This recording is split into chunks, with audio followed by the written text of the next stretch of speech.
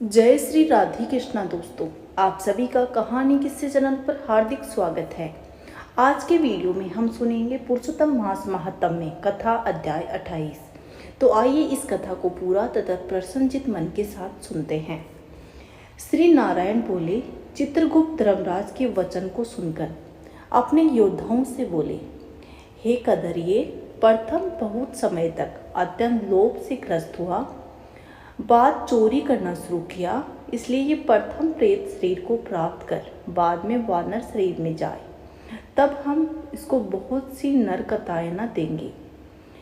हे भटलो, धर्मराज के ग्रह में यही क्रम श्रेष्ठ है।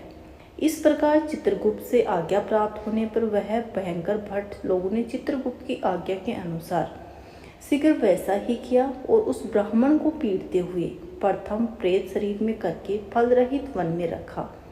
वह ब्राह्मण प्रेत योनि को प्राप्त कर उस निर्जन गहन वन में क्षुधा तृषा के साथ अत्यंत व्याकुल होकर भ्रमण करने लगा। प्रेत योनि में होने वाले दुख को भोग कर बाद में फलों की चोरी करने से होने वाली वानर योनि को गया। सुंदर शीतल जल तथा छाया और फल पुष्प से युक्त जम्बू खंड के मनोहर सुंदर काल जिलोर पर्वत पर वहां इंद्र ने बनाया हुआ उत्तम कुंड है। मानसरोवर के समान पवित्र, सत्पुरुषों से सेवित, पापों का नाश करने वाला, देवता को भी दुर्लभ मरक तीर्थ के नाम से प्रसिद्ध था, जिसमें श्राद्ध करने से पितरलोक सदगति को चले जाते हैं। वहां पर देवता लोग दैत्यों के भय से मरक होकर निरंतर निर्भय स्नान करने लगे, इसलिए विद्वान लोग उस कुंड को मरक तीर्थ कहते हैं। मनुष्य शरीर को प्राप्त कर ब्राह्मणों वहां पर फलों की चोरी करने के पाप से प्रथम वानर शरीर को प्राप्त हुआ। नारद मुनि बोले, त्रैलोक्य को पवित्र करने वाले रमणीय मरक तीर्थ में पाप कोटि से युक्त वह दुष्ट वानर कैसे वास करता हुआ? हे नाथ, हे तपोधन, मेरे मन के संदेह को काटो, क्योंकि आपके समान गुरुजनों को अपने शिष्यों के विषय में कभी भी गोप्य नहीं होता है। तब सूत जी बोले, हे विप्रलोक, इस प्रकार नारद से प्रेरित होने पर अत्यंत प्रसन्न तपोनिधि नारायण भगवान नारद मुनि का सत्कार करते हुए बोले। श्री नारायण बोले, कोई चित्रकुंडल नाम का महान वैश्य था। पतिव्रत धर्म में परायण तारक नाम की उसकी वैश्य की स्त्री थी। उन दोनों ने भक्ति से पवित्र श्री पुरुषोत्तम मास का व्रत किया। जब श्री पुरुषोत्तम मास का व्रत करते हुए उन दोनों को श्री पुरुषोत्तम मास बीत गया, अंतिम वाले दिन आने पर स्त्री के साथ हर्ष से युक्त श्रद्धा पूर्वक चित्रकुंडल ने उद्यापन किया।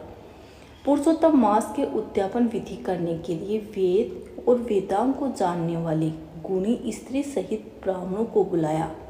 हे नारद, वहां पर धन के लोभ से कदरिये भी नहीं आया। उद्यापन विधि पूर्ण होने पर चित्रकुंडल ने बहुत बड़े दानों से उन सपत्नीक ब्राह्मणों को प्रसन्न किया। उन समस्त ब्राह्मणों के प्रसन्न होने पर भूयसी दक्षिणा को दिया। उस दी हुई भूयसी दक्षिणा से प्रसन्न अन्य ब्राह्मण गृह को गए, परंतु अत्यंत लोभी कदरिये उस वेश्य चित्रकुंडल के सामने रोता हुआ खड़ा हो गया और विनय से निम्न होकर गदगद वाणी से बोला, हे चित्रकुंडल, हे वेश्य, हे भगवद्वय, आपने पुरुषोत्तम मास का व्रत विधि से किया। इस तरह पृथ्वी तल में कहीं पर किसी ने नहीं किया। आप कृतार्थ हो, सर्वथा भाग्यवान हो, जो तुमने परम भक्ति से पुरुषोत्तम भगवान का सेवन किया। तुम्हारे पिता धन्य हैं और तुम्हारी पतिव्रता माता धन्य है, जिन दोनों ने तुम्हारे समान हरि वल्लभ पुत्र को पैदा किया। ये पुरुषोत्तम मास धन्य से भी धन्य है, जिसके सेवन से मनुष्य इस लोक के और परलोक के फल को प्राप्त करता है।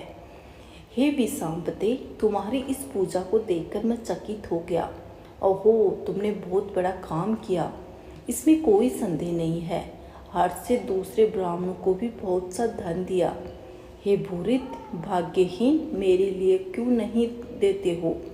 इस प्रकार कदरिये के कहने पर चित्रकुंडल वैश्य ने कदरिये को धन दिया।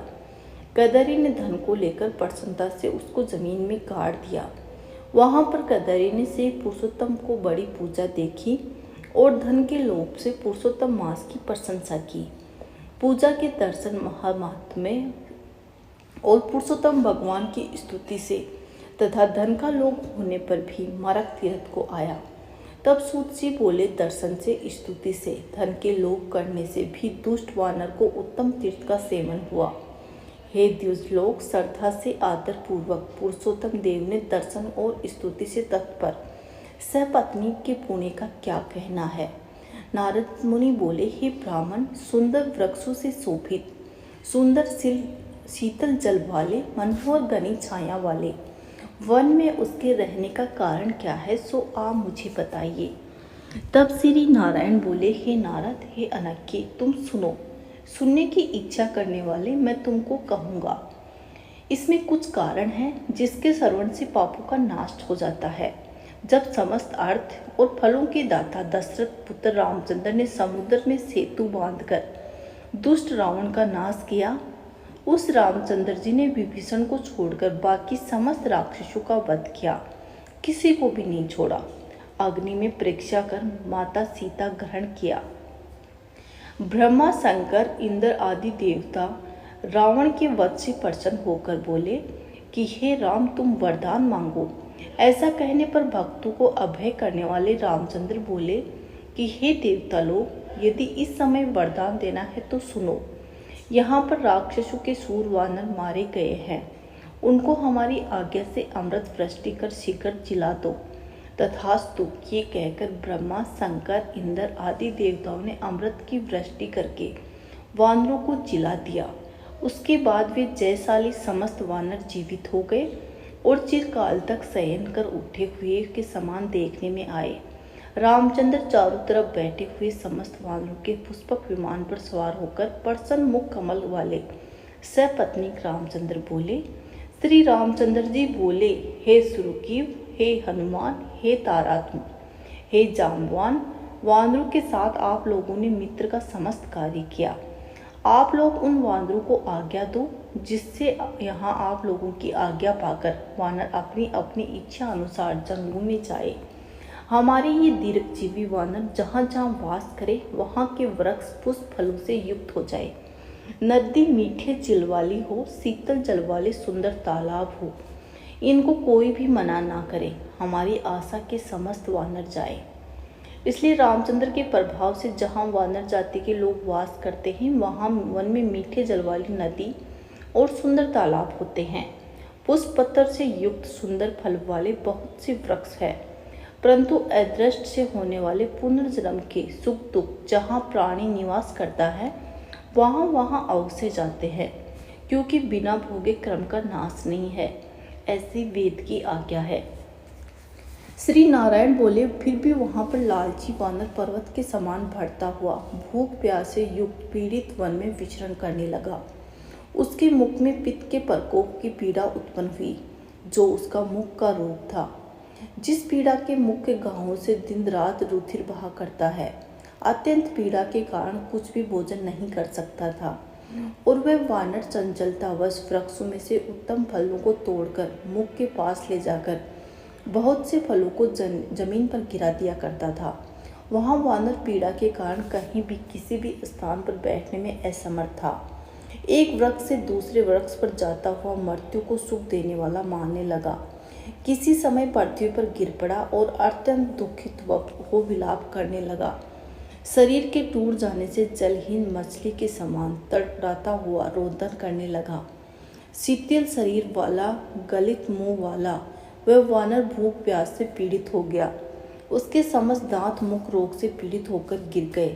पूर्व जन्म के करते पाप से इस तरह दुख को प्राप्त हुआ। इस प्रकार नित्य प्रति निराहार करते हुए वानर को देव योग और श्री पुरुषोत्तम मास आया। उस पुरुषोत्तम मास में उसी प्रकार शीत वात आदि से पीड़ित रहा। किसी समय बहुल वृक्ष में गहन वन में विचरण करता हुआ प्यासा वानर कुंड के पास पहुंचने पर भी जलपान करने में समर्थ नहीं हुआ। भूख से युक्त चपलता वहां ऊंचे वृक्षों के ऊपर चढ़ गया। एक वृक्ष से दूसरे वृक्ष पर जाते हुए उसके बीच एक कुंड आ पड़ा। बहुत दिनों से निराहार, शीतल इंद्रिय और जर्जर शरीर वाला निर्बल शीतल प्राण कुंड वाला तटभाग में आया।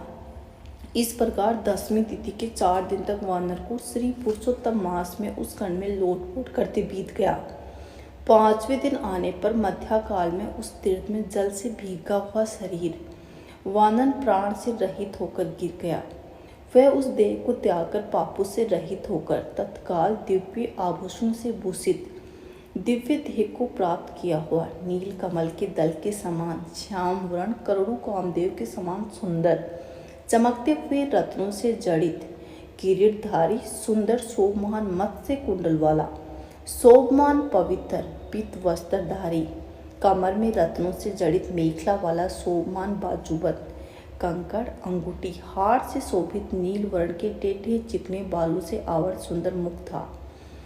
उस समय शीघ्र वहां वैष्णव से युक्त विमान आया जिसमें भेरी मर्दंग पठय वेणु वीणा का महान शब्द हो रहा था और देवगनाओं का नाच हो रहा था। गंधर्व किन्नर के सुंदर गान हो रहे थे। ऐसे उस विमान को महाभाग दिव्य देहधारी वानर देखकर अत्यंत विस्मय को प्राप्त हो कहने लगा कि पात की मेरे दुख का सुख कैसे हुआ। ये विमान सुख बड़े पुण्यात्मा को ही होना उचित है। श्री नारायण बोले, इस प्रकार तर्क करते हुए कदर ने सुख का बहुत बड़ा खजाना दिव्य विमान को सामने देखकर आश्चर्य किया। बाद में हरिभट्टू ने उस कदरे का हार्दिक अभिप्राय जानकर उसके सामने विनयपूर्ण हाथ जोड़कर चरणों में नमस्कार कर वानर शरीर को त्यागते हुए इस कदरे को सुंदर वचन कहा। इति श्री ब्रह्मा नारद पुराणे श्री पुरुषोत्तम मास महात्म्य में 8वां अध्याय। बोलिए श्री कृष्ण भगवान की जय। अगर दोस्तों आपको मेरी कथाएं पसंद हैं तो कृपया इन्हें लाइक करें, शेयर करें और मेरे चैनल को जरूर सब्सक्राइब करें तथा कमेंट बॉक्स में राधे राधे जरूर लिखें। बोलिए जय श्री कृष्णा।